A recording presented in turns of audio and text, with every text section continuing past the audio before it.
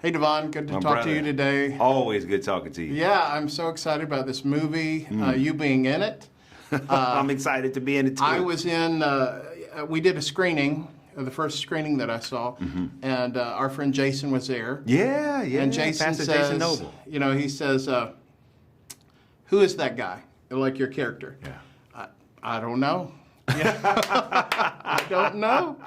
He said, that's DeVon. I said, no, really. So you're not often in front of the camera. Let's talk a little bit about what drew you to be in front of the camera for this movie. If you know anything about John Irwin, or you know John Irwin, he is one of the most persuasive people on the planet.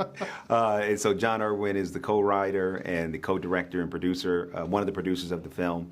And he also runs Kingdom Story Company with Kevin Downs and his brother, Andy Irwin. And so when John and Kevin called me and said, we're doing Jesus Revolution, and we have a part we want you to play, and they started, John started talking about, here's what we want you to do, and this is why we want you to do it. And Brent McCorkle, the co-director, said, you're the only person to do it. And so we said yes. And so I said, first I was going to say, well, I'm not an actor, you guys. But I said, okay. I said, well, let me read the script.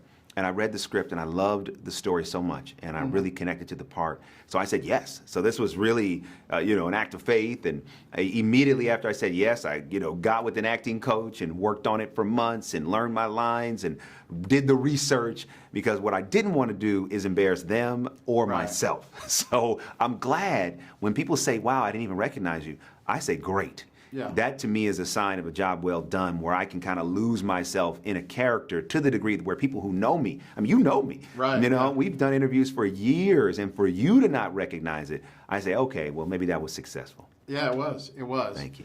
Let's talk a little bit about, I've talked to the producers and the directors about the movie coming out right at this time. Yeah. Because there is so much right now with Jesus in the news, Jesus in the mainstream. Right, we just came out of the Super Bowl with the big commercials that happened. Yeah. Chosen is doing really well. It's at an all-time high popularity. This movie comes out this week. We have revivals breaking out. What do you think God's doing here? What I love about what happens in the film is, when the love of Christ is given in the way that it was intended, people's lives are changed and transformed. And that's what's displayed in the film.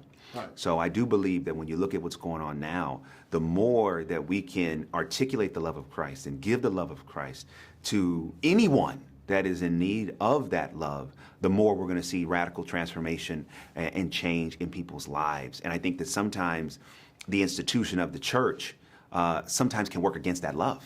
Right.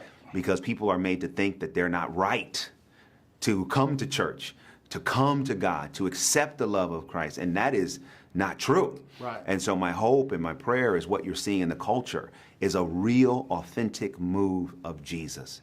Yes. And I believe that when people really understand, the power of Jesus and accept Jesus as their Savior, that there is a transformation that happens from the inside out. But guess what? It's not a transformation of judgment. It's a transformation of love and acceptance. Yes. And I also think that when you look at what's going on in the culture, the traditional church is being challenged right now. Are you going to be the church really where people can come as they are? And if so, that means everybody. We cannot say, hey, well, you're wrong and you're right. That's not our job. Let God do that. Right. Let us say all are welcome. And I think when you see what's happening in the film, that's the movement that can happen right now.